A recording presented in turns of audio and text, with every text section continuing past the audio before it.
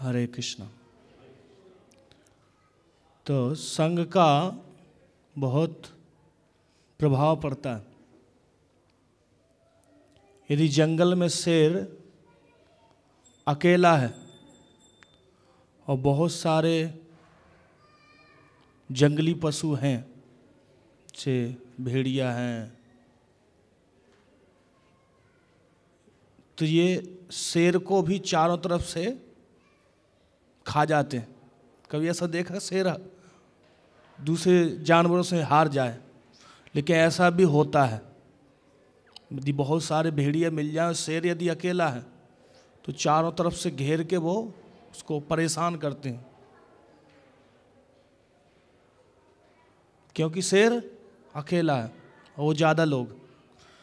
तो संग यदि जहाँ है उसका बहुत शक्ति होती है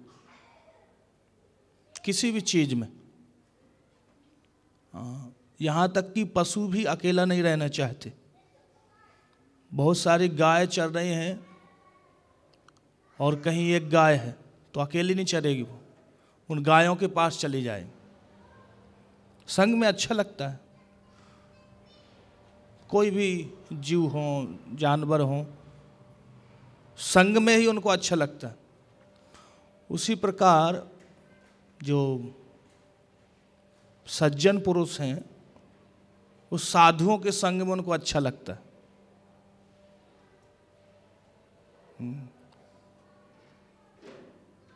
यदि साधु संग नहीं है तो उन्हें भी अच्छा नहीं लगता।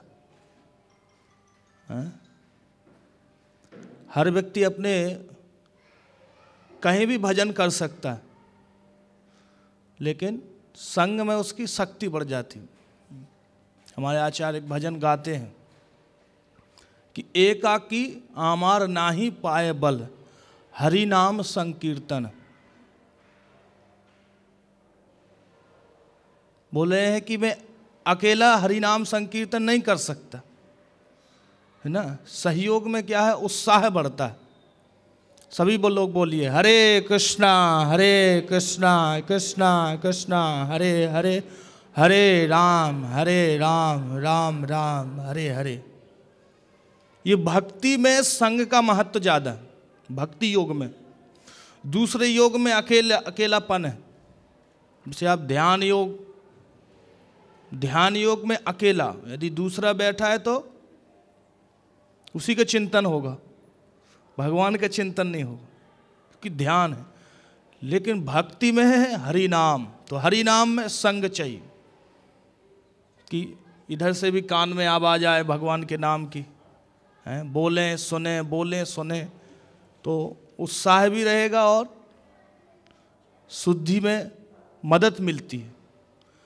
और दूसरे जो योग हैं, ध्यान योग है, तो उसमें एकांत में रहना पड़ेगा, तो बहुत मुश्किल है सिद्धि प्राप्त करना। इसलिए भक्तों के संग में, भगवत गीता के 10वें अध्याय में भगवान बता रहे अपने भक्त के लक्षण। मत चित्ता मत गत प्राणा, बोलिए मेरे पीछे, मत चित्ता मत गत प्राणा, बोधयन्तः परस्परम, कथयन्तश्च माम नित्यम, तुष्यन्ति च रमन्ति च। भगवान कहते हैं मेरे जो भक्त होने के मत चित्ता मदगत प्राणा, उनको जो चित्त होता है मुझ में लगा रहता है। मदगत प्राणा, मेरे लिए ही उनका जीवन है। तो प्राण धारण करते हैं किसके लिए? कृष्ण के लिए। और बोधयंता परस्परम, आपस में चर्चा करते हैं, बोलते हैं। बोधयंता परस्परम, आपस में परस्पर बोलते हैं। क्या बोलते हैं? कथयन्तश्च माम नित्यम, कथयन्तश्च कथा, किसकी कथा? माम, भगवान कह रहे मेरी कथा। तो माने अर्जुन का प्रश्न होगा कि खाली रविवार के दिन है, तो भगवान कहे नित्यम। नित्यम मतलब प्रतिदिन, हर समय। श्री जगन्नाथ बलदेव सुभद्रा श्री राधा श्री गौरंग प्रभात कीजिए। नित्यम, नित्य मेरी कथा में ही लगे रहते। और क्या है, उन्हें क्या हो जाता है, उससे तृप्ति हो जाती है। तुष्यंती च रमंती च, तुष्ट हो जाते हैं। कभी कभी टीवी में क्रिकेट आता है तो क्रिकेट के जो शौकीन होते हैं घंटों घंटों देखते हैं, खाना पीना भूल जाते। क्यों? उसमें उन्हें एक आनंद मिल रहा है, एक तुष्टि मिल रही। उसी प्रकार जो भक्त होता है उसको इतना आनंद आता है भगवान की कथा में, भगवान के हरि नाम कीर्तन में, कि वो यदि खाना पीना यदि थोड़ी देर लेट भी हो जाए तो भी चल जाएगा, क्योंकि उसको उसमें आनंद आ रहा। और आनंद का अनुभव कैसे कर पाएंगे? भगवान के नाम से। हरे कृष्णा कृष्णा कृष्णा हरे हरे, हरे राम राम राम हरे हरे। साधु संग से हमारा स्वभाव भी बदल जाता है। सार्वभौम प्रभु जी बता रहे थे एक लेक्चर में कि आप फ्रिज में यदि खराब चीज रख दोगे वो अच्छी हो जाएगी? बताओ, कितने लोग मानते हैं कि फ्रिज में खराब चीज रखने से वो अच्छी हो जाएगी? हो जाएगी अच्छी? अच्छी चीज रख देंगे वो खराब नहीं होगी, है कि नहीं? ये फ्रिज का विशेषता है। लेकिन खराब चीज रख देंगे वो अच्छी नहीं होगी, है ना? ये ऐसा सिस्टम नहीं है, अभी तक वैज्ञानिक ऐसा नहीं बना पाए। लेकिन भक्तों का संग ऐसा है कि यदि आपका स्वभाव खराब है तो वो भी अच्छा हो जाएगा। हरे कृष्णा कृष्णा कृष्णा हरे हरे, हरे राम राम राम हरे हरे। चैतन्य चरितामृत में एक मृगारी की कथा है।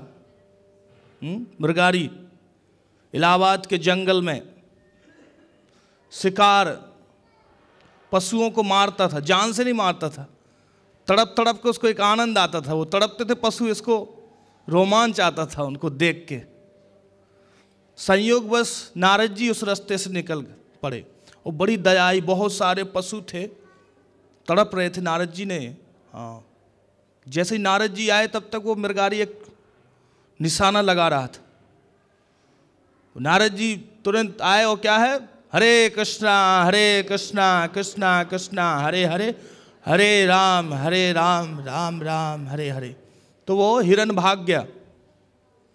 इतने में मृगारी बहुत क्रोधित हुआ नारद जी से कि आपको पता है कि ये रास्ता मेरा है, यहाँ सब डरते हैं, आसपास के लोग कोई नहीं आते, आपने हिम्मत कैसे की यहाँ से आने की? नारद जी कह रहे हैं, मृगारी एक बात बताओ, आप इन पशुओं को कष्ट क्यों देते हो? बोले मुझे आनंद आता है, ये तड़पते हैं, मुझे अच्छा लगता है। हमारे अंदर भी वो स्वभाव है। कभी देखे कोई साइकिल से गिर जाए, आप लोग हंसते कि नहीं हंसते? हंसते कि नहीं हंसते? वो गिर गया, मोटरसाइकिल वो गिर गए, देखो हरे हंसते कि नहीं हंसते? मजा आता है। तो क्या है मृगारी का स्वभाव। तो उसको क्या है, तीर मारता था पशुओं को, तो जब तड़पते थे तो उसको अच्छा लगता था। तो नारद जी ने कहा तुम जान से मार दो लेकिन तड़पाओ मत। मृगारी ने कहा मुझे अच्छा लगता है। नारद जी ने कहा देखो इसको तुम्हें दंड मिलेगा। मृगारी ने सोचा लगता है बाबा कुछ स्वार्थ है इसलिए ज्यादा बहस कर रहा। बोले थोड़ा बहुत मांस आप भी ले जाना, अपना काम करो। तो मानो फिर मृगारी ने सोचा कि साधु है, मांस नहीं खाते हो, अच्छा भजन के लिए मृगछाला तो चाहिए ना, वो भिजवा दूंगा मैं सुखा के, बढ़िया उसी में बैठ के करना आप भजन। नारद जी बोले मुझे कुछ नहीं चाहिए, हाँ एक ही बात चाहिए कि ये काम छोड़ दो, आप वो जो धनुष लिए उसको तोड़ दो। मृगारी ने कहा कि देखो मेरे पिताजी का धंधा है कि नहीं, मेरे बाप दादा ने यही सिखाया, तो मेरा इसमें कोई गुनाह नहीं है, कोई गलती नहीं है मेरी। नारद जी ने कहा लेकिन आपको दंड तो भोगना पड़ेगा इसका। नारद जी की बातों को सीरियस नहीं ले रहे थे। तब जो कुछ पशु तड़पते तड़पते मर गए थे, नारद जी ने उनके सिर पे हाथ फेर दिया, वो जिंदा हो गए, चलने फिरने लगे। अब तो मृगारी घबरा गया कि ये गुरुजी तो बहुत पहुंचे हुए हैं, पशु को जिंदा कर दिया, तुरंत चरणों में गिर गया। ऐसा कोई उपाय है जिससे मैं इस पापों से मुक्त हो जाऊं, ये गलत काम छोड़ दूं। बोले हाँ है। क्या करो? तुलसी महारानी के पास बैठ के नाम जपो, हरे कृष्णा कृष्णा कृष्णा हरे हरे, हरे राम राम राम हरे हरे। मृगारी ने कहा मैं नाम तो जपूंगा, लेकिन मेरा पेट भोजन कहाँ से होगा, परिवार बच्चे कैसे पलेंगे? आपके तो आगे पीछे है नहीं, कहीं भी मार दोगे, किसी भी आश्रम जाके, हाँ कहीं भी खा लोगे। ये हमारे तो बीवी बच्चे भी हैं। नारद जी ने कहा मैं भिजवाऊंगा, आप नाम जपो, बस आएगा कहीं ना कहीं से। तो मृगारी ने अपनी पत्नी को, अपने बच्चों को एक कुटिया बना ली जंगल में ही, एक तुलसी महारानी का एक पेड़ लगाया, जल देने लगा और चारों परिक्रमा करते थे, बैठ के जप करते थे पूरा दिन। अब निशाने का काम है नहीं, अब तो बस खूब माला जपने लगे। गांव वाले लोगों ने देखा कि क्या हो गए, अचानक साधु बन गए। तो गांव वालों का एक डर खत्म हो गया कि चलो बड़ा दुष्ट था, इससे बहुत डर रहता था हमें। खाता क्या है? बोले कुछ नहीं खाता, ऐसे ही बैठा। तो गांव वाले कोई दाल उसके नज़दीक रख जाए, कोई आटा उसके नज़दीक रख जाए, पूरा ढेर का ढेर लगने लगा। और मृगारी क्या सोच रहे कि नारद जी भेजवा रहे, गुरु जी भेजवा रहे, सब गुरु जी थोड़ी भेजवा रहे, सब ठाकुर जी दे रहे। और वो क्या करते थे, उसको सबको बना के भोग लगाते थे ठाकुर जी को मृगारी, और फिर सबको बांटते थे प्रसाद, फिर भी बच जाता था। बहुत दिन बाद नारद जी और नारद जी के जो मित्र हैं पर्वत मुनि, क्या नाम उनका, पर्वत मुनि, हमेशा साथ में चलते हैं ज़्यादातर नारद जी के। तो नारद जी ने कहा चलो मैं अपने एक शिष्य से मिलाता हूँ आपको।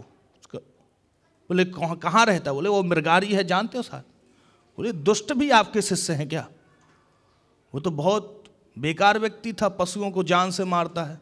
अरे बोले चल के देखिए तो कितना परिवर्तन हो गया उसको। नारद जी आए, पर्वत मुनि आए, मृगारी ने दूर से देखा गुरु महाराज आए हैं बहुत दिनों में, हैं अब तो टेंशन ही नहीं रहती है भोजन की, खूब अपने आप आता है, बस माला घुमाना है और ढेर लग जाता है कि नहीं? है कि नहीं? कितना लाभ है भक्ति में, है ना?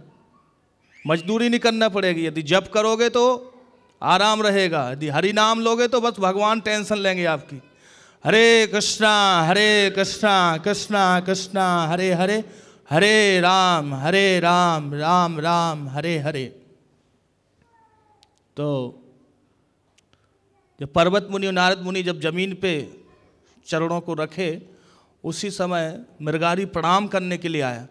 और जैसे ही प्रणाम करने लगा तो क्या है, देखा कि जमीन पे कुछ चींटियां चल रही, तो उसने प्रणाम नहीं किया, अपनी तौलिया से क्या गए चींटियों को धीरे धीरे झाड़ दिया, फिर प्रणाम किया। तो पर्वत मुनि देख के आश्चर्यचकित हो गए कि एक समय ये व्यक्ति ऐसा था कि इसको पशुओं को जब मारता था, जब वो तड़पते थे तब इसको आनंद आता था, अब इतना बदल गया कि चींटी तक को भी नहीं मारना चाहता। ये बदलाव कहाँ से आ गया? नारद मुनि के संग और उनके उपदेश से। तो हम साधुओं का संग तो करते हैं, लेकिन साथ साथ उनके उपदेश का पालन करना चाहिए। साधु क्या उपदेश देते हैं? यह भगवान का नाम लो। जब संग और जो बताएं भक्त उसके पदचिन्हों पे हम चलेंगे तो अपने आप बदलाव आ जाएगा। संग करेंगे, बात नहीं मानेंगे तो क्या है, बदलाव नहीं होगा। यदि साधु शास्त्र से बता रहे हैं तो उनके बात मानना चाहिए, यदि शास्त्र से नहीं बता रहे तो स्वामी जी तो चिल्लाते रहते, है कि नहीं? यदि गीता से बोल रहे हैं, भागवत से बोल रहा है कोई साधु, तो उसको गंभीर लेना चाहिए, उस पर चलना चाहिए। तो मृगारी जैसा दुष्ट व्यक्ति भी नारद जी के संग से, हरि नाम जप से कितना परिवर्तन हो गया कि चींटी तक को भी दुख नहीं देना चाहता, और भगवान ने उसके लिए सब व्यवस्था कर दी। मृगारी कह रहे नारद जी से कि गुरु जी बहुत ज़्यादा भिजवा रहे, थोड़ा कम कर दो, ये बर्बाद हो रहा। बोले अच्छा बहुत ज़्यादा आ रहा है, ठीक है मैं खबर भिजवाऊंगा आपकी, थोड़ा कम दो। तो ये क्या है, जब साधु संग होता है तो हर प्रकार का लाभ होता है। तो हमें कौन सा लाभ लेना है? भक्ति का लाभ। वांछा कल्पतरुभ्यश्च, बोलिए, वांछा कल्पतरुभ्यश्च कृपा सिंधुभ्य एव च पतितानां पावनेभ्यो वैष्णवेभ्यो नमो नमः। वांछा कल्पतरुभ्य, वांछा मतलब इच्छाएं हैं जो हमारी। कल्पतरु जो वैष्णव है, कल्प वृक्ष के समान है हमारी इच्छाओं को पूरा करने के लिए। पतितानां पावनेभ्यो, पतितों को पावन कर देते हैं अपने संग से। दया के सागर हैं, सारी इच्छाएं पूरी हो जाएंगी। लेकिन हमें कौन सी इच्छा लेके जाना है? भगवान के पाने के लिए। भगवान में प्रेम कैसे बने, ऐसी इच्छा लेके जाना चाहिए। यदि ऐसी इच्छा लेके नहीं जाएंगे तो हम फंस जाएंगे, है कि नहीं?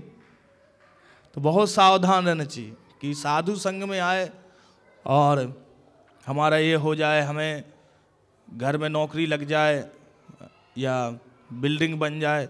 ये तो बाई प्रोडक्ट समझ रहे?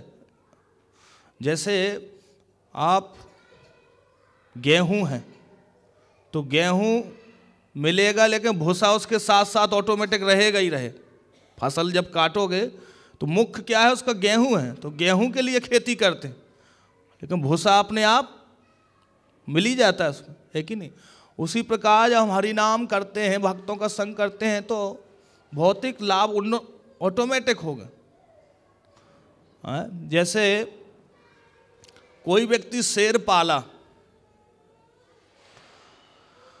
शेर इसलिए पाला कि रात को यदि कोई आतंकवादी आक्रमण करें, कुछ चोर आक्रमण करें, कुछ डाकू आक्रमण करें, तो शेर क्या है,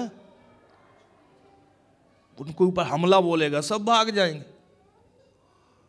लेकिन अब एक बिल्ली आ गई है, वो डिस्टर्ब कर रही रात को आपको, और उसके लिए क्या है, शेर को आप इशारा करो, इसको खाओ, तो ये क्या है, उसकी शक्ति का दुरुपयोग कर रहे आप, है कि नहीं? वो बिल्ली को तो डांट दोगे, थोड़ा ताली बजा दोगे, सब भाग जाएगी, है कि नहीं?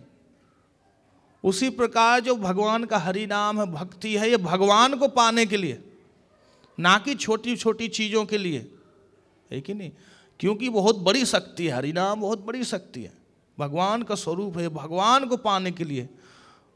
जैसे अब तोप है, तोप आपके पास तोप है, अब तोप को आप कहाँ निशाना लगाओ, एक मच्छर उड़ रहा है उसको मारना। अरे मच्छर मारने के लिए तोप नहीं है है कि नहीं? तोप कोई बड़ी हवेली है उसको उड़ाने के लिए। उसी प्रकार जो हरि नाम है वो भगवान को पाने के लिए, ना कि छोटी छोटी चीज़ों के लिए। तो हमें जब भी जप करना है, हमेशा ये सोच के कि इसका जो लक्ष्य है वो है भगवान को पाना, भगवान की सेवा, भगवान का नाम, भगवान की कथा में रुचि आए, साधुओं का संग हो। हरे कृष्णा कृष्णा कृष्णा हरे हरे, हरे राम राम राम हरे हरे। साधु संग इतना दुर्लभ है कि रामानंद राय और चैतन्य महाप्रभु का जब संवाद चलता है चैतन्य चरितामृत में, तो उसमें प्रश्न पूछते हैं कि इस संसार में सबसे बड़ा दुख क्या है व्यक्ति को? तो उत्तर में देते हैं कि सबसे बड़ा दुख है संसार में भक्तों से दूर रहना। क्या दुख है सबसे बड़ा? भक्तों से दूर रहना। क्योंकि भक्तों से दूर रहोगे तो भक्ति नहीं कर पाओगे। यहाँ एक भक्त थे, कुछ दिन रहे, 16 माला जप करते थे, बढ़िया संग था उनका, भक्तों से दूर हुए। एक दिन मैंने फोन लगाया तो ठीक ठाक चल रही भक्ति, घर पे भी कर रहे हो? बोले नहीं, अब माला तो छूट गई, नौकरी चल रही अब, है कि नहीं? 12 घंटा ड्यूटी है, वही चलती है। भोग लगाते हो? नहीं, वो मैं मन ही मन याद कर लेता हूँ, शुरू कर देता हूँ। क्यों? भक्तों का संग छूट गया। परमानेंट संग नहीं ले पा रहे, कम से कम 7 दिन में 1 दिन तो ले लो, है कि नहीं? रविवार के दिन तो कम से कम आ जाओ। यदि बिल्कुल ही संग छोड़ दोगे तब तो फिर मुश्किल है, प्रगति नहीं होगी। क्योंकि साधु संग भगवान ने एक सुविधा दी है। जैसे कई बार हम भगवान को दोष देते हैं ना कि भगवान आपने क्यों मुझे संसार में फांस दिया, बोलते हैं कि नहीं बोलते? नहीं बोलते? बोलते हैं कि भगवान आप ही ने तो माया बनाई, आप ही ने हमें बनाया, इसमें हमारी क्या गलती है? तो भगवान ने बनाया तो सुविधा तो दी है भगवान ने, इस्कॉन भी जगह जगह बनवाए हैं भगवान ने, भक्त भी दिए हैं। अब किसकी गलती है? हमारी गलती है। आप कह रहे हैं मुझे समय नहीं है, बहुत नौकरी है, मेरी ड्यूटी है। भगवान ने देखो रविवार के दिन छुट्टी का भी सिस्टम है कि छुट्टी के दिन कम से कम आओ, है कि नहीं? भक्तों से संग करो, और फिर भी नहीं कर रहे तो किसकी गलती है? आपकी गलती है। और किसी न किसी माध्यम से भगवान बोलते भी हैं कि चलिए मंदिर में भजन कीजिए, वहाँ सत्संग कीजिए, फिर भी हम नहीं आते तो किसकी गलती है? भगवान की गलती नहीं, हमारी गलती है। यदि हमें कोई अच्छी चीज़ बता रहा है तो क्या सोचना चाहिए कि ये भगवान का आदेश आया। मैंने कई बार ऐसा अनुभव किया, जब मैं इस्कॉन में नहीं था, चित्रकूट में था, तो उस समय एक गलत आदत थी मेरी। तो एक व्यक्ति ने मुझे मना किया कि ये आपकी भक्ति में बाधक है। तो मैं मन ही मन सोचा कि इनके माध्यम से भगवान ही बोल रहे हैं, है कि नहीं? और तब से वो गलत आदत छूट गई। तो यदि हमें भी मान लीजिए कोई गलत आदत है, गलत चीज़ों में हम फंसे हैं, यदि कोई हमें बोल रहा है कि छोड़ दो, तो क्या सोचना चाहिए? ये भगवान का आदेश आ गया। और यदि कोई बोले कि आप गलत चीज करो, तो क्या सोचना चाहिए? राक्षस का आदेश आया। किसका है? राक्षस का आदेश। एक भक्त था, भक्त नहीं बोल सकते, बाहरी व्यक्ति था, थोड़ा थोड़ा मंदिर में आता था, इस्कॉन मंदिर में। तो बोला रात को मेरे स्वप्न में प्रभुपाद आए, आपके फाउंडर आचार्य, और उन्होंने कहा हाँ तुम दारू पी सकते हो, है ना, मांस खा सकते हो, क्योंकि वो खाता था तो स्वप्न भी वैसे ही देख रहा था, है कि नहीं? तो भक्त ने उत्तर दिया कि प्रभुपाद नहीं आया, प्रभुपाद बन के कोई भूत आया था तुझे, है ना, ऐसा बताने के लिए। क्योंकि भक्त जो प्रभुपाद है वो तो कभी नहीं बोले गए थे, वो तो हमेशा बोले कि छोड़ो ये सब चीज़। यदि या तुझे लग रहा कोई आया है तो भूत बन के आया है कोई, और वो तुझे वो भूत वो भी खाना चाहता है मांस, इसलिए वो तेरे शरीर में घुस के खाना चाहता है ना। तो यदि गलत हमें कोई उपदेश दे रहा है तो समझ जाना चाहिए कि ये मेरा पिछला कर्म है, ये भूत बन के मेरे पीछे लगा हुआ। तो बहुत सावधान रहना चाहिए, नहीं तो फिर हम उन्नति नहीं कर पाएंगे। शास्त्रों में ऐसे अनेकों प्रमाण हैं कि जो साधु संघ की महिमा, गीता में जैसे भगवान बोलते हैं तद्विद्धि परिपातेन परिपुष्णेन सेवया, गुरु की सेवा करो, गुरु के पास जाओ, साधु के पास जाओ। उन्होंने तत्व का दर्शन किया है, अनुभव किया है। जैसे आपको मृदंग सीखना है तो मृदंग सीखने के लिए किसके पास जाना पड़े? जो पहले से मृदंग को जानता है, बजाना जानता है, वही तो सिखा सकता है। उसी प्रकार जो पहले से भक्ति में लगे हैं, पहले से जो अनुभव किए हैं, उनका संग करके हम भी वो अनुभव कर लेंगे। नहीं कर पाएंगे? करेंगे कि नहीं करेंगे? अब फिर प्रश्न उठेगा कि हमें तो यहाँ इतने उन्नत भक्त नहीं दिख रहे। लगता है मन में कभी कभी कि जो साक्षात भगवान का दर्शन किए हों, हमें तो केवल प्रभुपाद दिखते हैं कि इन्होंने दर्शन किया है और किसी ने दर्शन नहीं किया। लेकिन जिस प्रकार से अस्पताल में बहुत सारे मरीज रहते हैं, जो ज़्यादा पुराना मरीज हो जाता है आधा इलाज नए नए मरीज का कर देता है। कर देता है कि नहीं कर देता? कोई नए नए मरीज आया, वो बहुत दिन रहते हुए तो बता देगा भाई पानी यहाँ मिलता है, फल वहाँ से ले लेना, मेडिसिन यहाँ से मिल जाएगी। आधा इलाज कर देगा नहीं कर देगा? वो आधा इलाज बड़ा डॉक्टर कर देगा। तो आधा इलाज करवाने के लिए तो कम से कम आइए यहाँ, ठीक है? हरे कृष्णा कृष्णा कृष्णा हरे हरे, हरे राम राम राम हरे हरे। तो हमें खूब भक्तों का संग करना चाहिए, संभव हो तो प्रतिदिन, यदि नहीं है संभव तो कम से कम 7 दिन में 1 दिन। श्रील प्रभुपाद जी ये सिस्टम बनाए हैं कि सप्ताह में 1 बार जरूर मंदिर में भक्तों के संग में आना चाहिए। माहौल है ना, एक माहौल होता है मंदिर में, एक वातावरण, उसका बड़ा प्रभाव पड़ता है। और ये प्रभाव क्या है, आपके चिंतन में यदि चला गया तो मरते समय यदि कुछ भी याद आ गया तो क्या है, वो पक्का है धाम जाता है। भगवान की छवि यदि मरते समय यदि आ गई हमारे हृदय में, क्योंकि रिकॉर्ड होता है, जो कुछ हम देख रहे हैं सब रिकॉर्ड हो रहा है हमारी आंखों में। और जो हमने जीवन में जितना ज़्यादा देखा है वही मरते समय याद आता है। तो यदि भगवान को ज़्यादा देखा है, कथा ज़्यादा सुनी है, हरिनाम ज़्यादा, तो वही याद आएगा। तो कहाँ चले जाओगे, भगवान के धाम चले जाओगे, गोलोक धाम, वृंदावन, बैकुंठ। और यदि ये ज़्यादा नहीं भरे हो, बाहर का ज़्यादा भर लिए हो, तो फिर वहीं जाना पड़ेगा, है कि नहीं। तो बहुत सावधान रहना चाहिए। जैसे कोई व्यक्ति अलग अलग चीज में रुचि रखता है, ऐसी एक कथा बताते हैं। एक साधु थे, वो शरीर छोड़ने के पहले अपने शिष्यों से बोले कि जब मैं मरूं तो मेरे शरीर को गंगा जी में डाल देना, और जैसे ही डालोगे तो घंटों की आवाज़ आएगी, घंटे बजेंगे, तो समझ जाना कि मैं परम गति प्राप्त हो गई मुझे। तो साधु शरीर छोड़े, गंगा जी में डाले उनको शरीर, लेकिन शिष्यों को घंटे की आवाज़ नहीं सुनाई दी। आपस में पूछे तुझे सुनाई दी? बोले नहीं, मुझे भी नहीं सुनाई दी।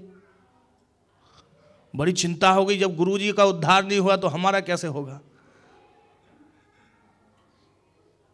बहुत दिन चिंता में कि क्या है। फिर एक बहुत बड़े विद्वान भक्त आए इस्कॉन से, हैं, जो गीता के तत्व को जानते थे। तो उनसे पूछा गया कि हमारे गुरुजी बताए कि घंटे की आवाज़ आएगी, लेकिन घंटे की आवाज़ नहीं आई, क्या कारण? तो साधु ने बताया कि कहाँ शरीर छोड़े आपके गुरुजी? बोले इस साइड। बोले कैसे लेटे थे? बोले ऐसे। किधर दृष्टि थी? बोले इधर दृष्टि थी।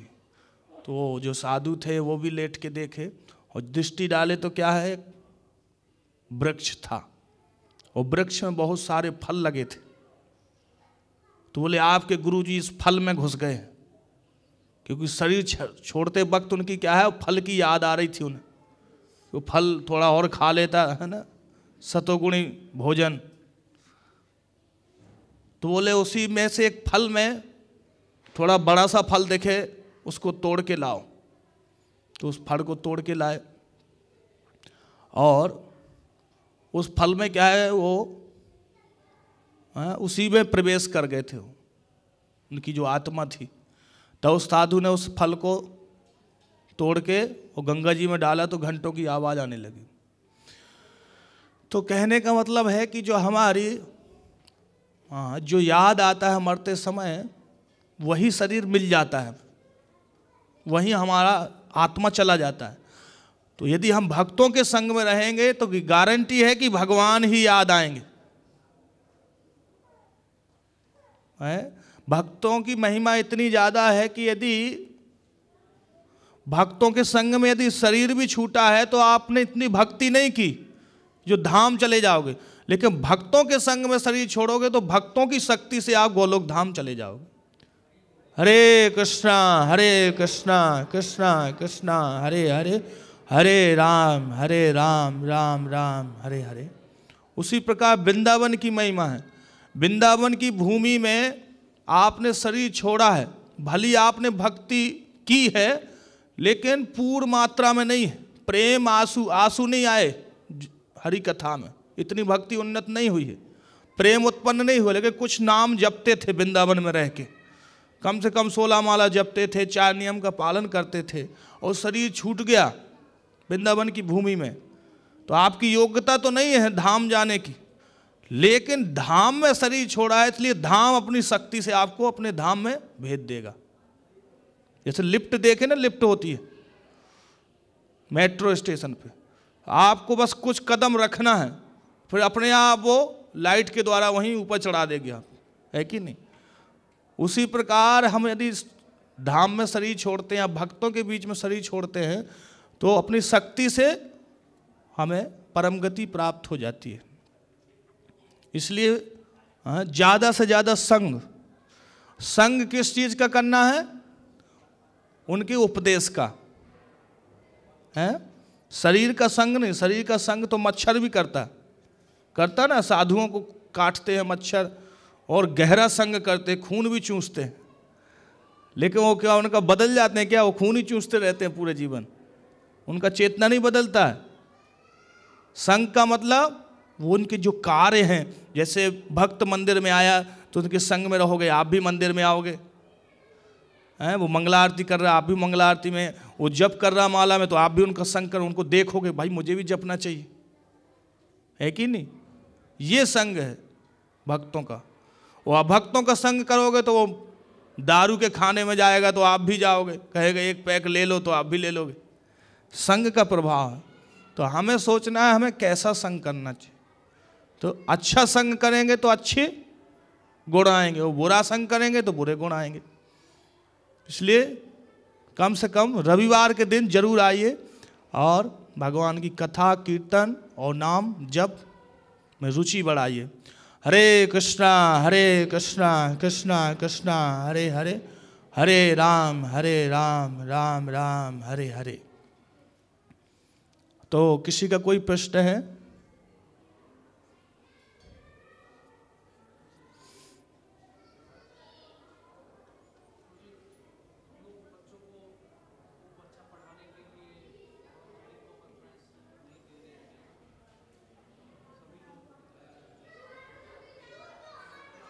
माइक दे दो, माइक दे दो।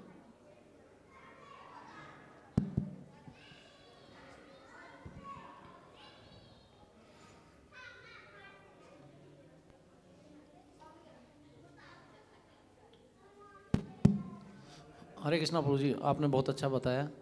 थोड़ा सभी हम लोग हैं ना, घर परिवार वाले हैं, तो बच्चों की पढ़ाई को इतना ज़्यादा प्रेफरेंस दे रहे हैं, उनको आईआईटी, उनको आईएएस बनाना या उनको इंजीनियरिंग, और उसका बहुत सवार है बहुत बुरी तरह।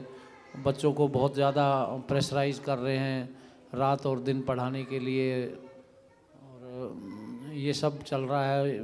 भक्ति को प्रेफरेंस नहीं दे रहे, पहले ज़्यादा प्राथमिकता उसको दे रहे हैं। तो इसको किस तरीके से समझा जाए, आप क्या इस बारे में थोड़ा बताएं। परम पूजनीय गोपाल कृष्ण महाराज अभी कुछ दिन पहले प्रवचन दिए थे, तो इसका उत्तर वही दिए थे। तो मैं अपनी तरफ से तो कुछ उत्तर दूंगा, जो बड़े बड़े लोग उत्तर दिए हैं वही उत्तर अच्छा है। तो उन्होंने ये कहा था कि पहले हमें ये देखना कि बच्चे की रुचि है पढ़ने में कि नहीं। पहले उसको भक्ति में लगाना, मंदिर में लाओ, प्रसाद खिलाओ, नाम जप के लिए बोलो, गीता पढ़ने के लिए बोलो। यदि कर रहा है वो ठीक है, और यदि उसकी ज़्यादा रुचि पढ़ने में है तो उसको पढ़ने के लिए मत रोको, क्योंकि वो सुनेगा नहीं। समझ रहे? जब तक अपनी, हमारा जो कर्तव्य है कि यदि आप उसको रोक दोगे तो फिर आपकी बात बिल्कुल नहीं मानेगा। तो पढ़ाई करते करते साथ साथ में उसको भक्त भी बनाना, लेकिन हस्तक्षेप करके नहीं। जैसे गीता में भगवान बोल रहे हैं कि जो विद्वान व्यक्ति को चाहिए कि जो व्यक्ति अपने अपने नियत कर्मों में लगा है उसको रोके ना, जो सामाजिक व्यवस्था पूरी खराब हो जाएगी, अपितु भक्ति युक्त कार्यों में लगा दे। ये साधु का कर्तव्य होना चाहिए, गीता में भगवान बोल रहे हैं। तो बच्चों को पढ़ाना ठीक है, यदि उनकी रुचि है तो पढ़ाइए, लेकिन साथ साथ में भक्ति में भी जोड़िए। ये भी माता पिता का कर्तव्य है। मान लीजिए ज़्यादा माला ना जपे, लेकिन एक माला जपने के लिए बोलिए, हैं? कभी कभी 7 दिन में एक दिन मंदिर भी लाइए बच्चे को, है कि नहीं? पढ़ाई भी कराइए और साथ में प्रसाद, भगवान का प्रसाद हो वो प्रसाद दीजिए। कीर्तन भी आप साथ में उसको कभी कभी लाओगे तो कीर्तन भी सुन लेगा, कथा भी सुन लेगा। धीरे धीरे जब ये संग मिलेगा तब वो बदल जाएगा, एकदम से नहीं बदल सकता। हाँ, यदि बच्चे की रुचि भक्ति में है, वो पढ़ना नहीं चाह रहा, लेकिन आप जबरदस्ती पढ़ा रहे, तब ये आप वैष्णव अपराध कर रहे हो। क्या कर रहे हो? वैष्णव अपराध। सबसे बड़ा अपराध है कि यदि उसका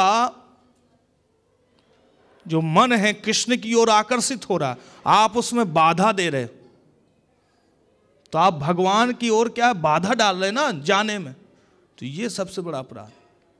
तो ये ध्यान देना चाहिए। यदि बच्चे की रुचि है भक्ति में तो फिर हस्तक्षेप नहीं, उसमें फिर कोई रुकावट नहीं। हाँ? उसके लिए नियम, फिर उसके माता पिता कौन हो जाते हैं? कृष्ण हो जाते हैं। आप फिर उसके माता पिता नहीं हो। यदि उसको कृष्ण की ओर बढ़ रहा हो, वो सोच रहा है कि मैं 24 घंटा भक्ति करना चाहता हूँ या परमानेंट भक्तों के संग में रहना चाहता हूँ, तब फिर बाधा नहीं देना चाहिए। मीराबाई देखो, उनके जो राणा प्रताप थे वो बाधा देते थे, अपराध किए वो। चैतन्य चैतन्यमृत में आता है अद्वैताचार्य जो कि बहुत महान भक्त हैं, लेकिन चैतन्य महाप्रभु बोले कि अद्वैताचार्य के प्रति अपराध किया है कृष्ण ने, मेरी माँ ने, सची माता ने, इसलिए उनको कृष्ण प्रेम नहीं दूंगा मैं, उनके ऊपर कृपा नहीं आएगी। बल्कि भगवान की माँ है, लेकिन भगवान इतने रूठ गए। क्यों? क्योंकि अद्वैताचार्य के प्रति सची माता ने कुछ अशब्द बोले थे कि इन्होंने मेरे बड़े पुत्र को क्या है सन्यासी बना दिया, इसलिए नाम के अद्वैत हैं, द्वैतवादी हैं, इतने शब्द बोले थे सची माता। तो फिर सची माता को जब पता चलता है कि मेरे ऊपर कृपा नहीं होगी, तब उन्होंने अद्वैताचार्य के क्या है चरण छू लिए, धूल ले ली उनको। तो यदि किसी भी बच्चे का या किसी भी व्यक्ति का यदि भक्ति में, या स्त्री का भी यदि भक्ति में रुझान है, तब फिर ज़्यादा उसको छेड़ना नहीं चाहिए, क्योंकि वो कृष्ण की ओर बढ़ गया। अब यदि कृष्ण की ओर कोई बढ़ गया तो उसके रक्षक कौन है? कृष्ण है। प्रहलाद महाराज भगवान की तरह उन्मुख हो गए और हिरण्यकशिपु ने बहुत रोका उनको, बार बार अपने बस में, मेरी पूजा करो, मैं तुम्हारा बाप हूं। कितने प्रकार के, कई प्रकार के हिरण्यकशिपु ने कई प्रकार का प्रहार किया प्रहलाद महाराज को मारने के लिए, लेकिन सफल हुए नहीं हुए। क्यों? क्योंकि प्रहलाद महाराज की रक्षा कौन कर रहे हैं? भगवान नरसिंह देव नारायण। जब हम कोई पूछेगा कि क्या प्रहलाद महाराज अच्छे पुत्र थे, बताओ क्या बोलोगे आप? अच्छे पुत्र थे वो? अच्छे भक्त थे। क्या थे? भक्त थे। श्रवण कुमार अच्छे पुत्र थे कि अच्छे भक्त थे? क्या थे? अच्छे पुत्र थे वो। उसी प्रकार यदि जैसे गोपियां हैं तो अच्छी पतिव्रता थी, वो क्या थी? अच्छी भक्त थी वो। तो जो भक्त हो गया उसके लिए सांसारिक नियम, सांसारिक जो आदेश हैं उसको महत्व नहीं देते हैं, और यदि आप उसमें कर रहे हो तो क्या है? अपराध। तो समय के अनुसार आपको देखना है क्या परिस्थिति है कि बच्चा पढ़ाई भी करता रहे, साथ साथ में भक्ति भी करते रहे, तो उसका भी मन संतुष्ट रहेगा, और धीरे धीरे जब उसको रस मिलेगा तो ऑटोमेटिक पूरी तरह भक्ति में लग जाएगा। रसवर्जम रसो अप्यस्य परम दृष्ट्वा निवर्तते। जब उच्च रस का अनुभव हो जाएगा तो निम्न रस ऑटोमेटिक छूट जाएगा। लेकिन कुछ तो उसको लगाए रखिए, कम से कम रविवार को तो लाइए बच्चे को। सत्संग नहीं सुनना चाहता, चलो गोविंदा में तुमको खिलाएंगे, बहुत अच्छा गुलाब जामुन बनता है, एन के एन प्रकारेण लाइए, है कि नहीं? ये माता पिता का कर्तव्य है कि किस प्रकार से बच्चों को भगवान से जोड़ा जाए। ठीक है, और किसी का प्रश्न है? आपने कहा कि माता पिता का कर्तव्य है कि वो बच्चों को भक्ति में लगाएं, लेकिन मेरे केस में मेरे पिता जो हैं वो भक्ति में नहीं आना चाहते, तो मेरा क्या कर्तव्य है उनके प्रति? मेरे 2 क्वेश्चन हैं, पहले ये जवाब दे दीजिए।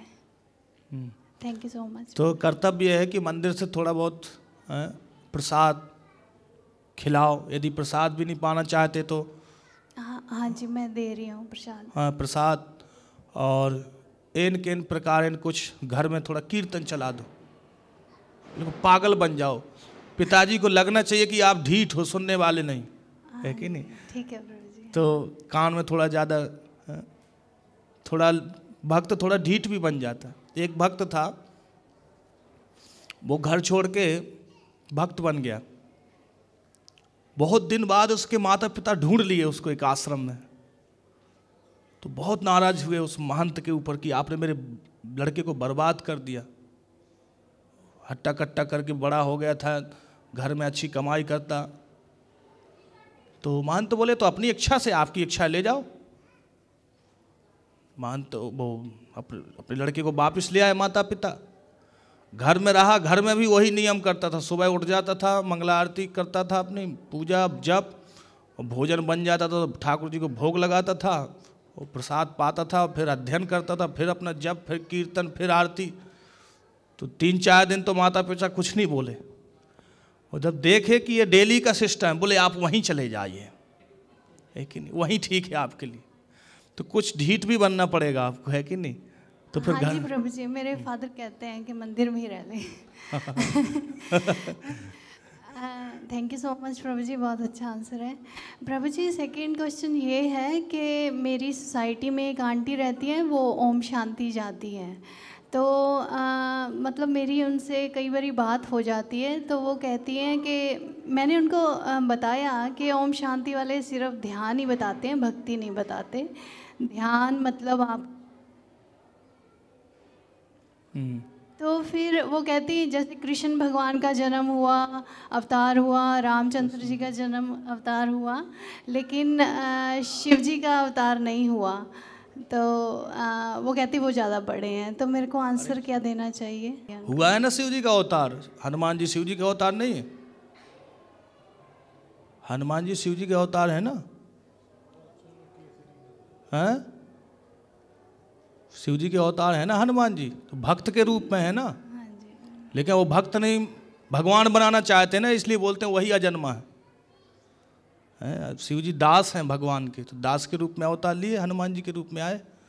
आदित्याचार्य के साथ सदाशिव है कि नहीं है? आदित्याचार्य जब आए तो उनके शरीर में 2 हैं, चैतन्य उपनिषद में वर्णन है।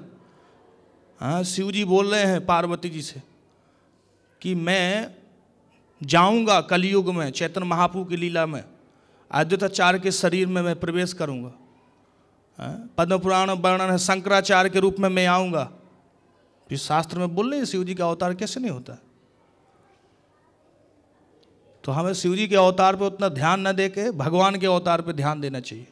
हरे कृष्णा कृष्णा कृष्णा हरे हरे, हरे राम राम राम हरे हरे। श्रील प्रभुपाद की जय।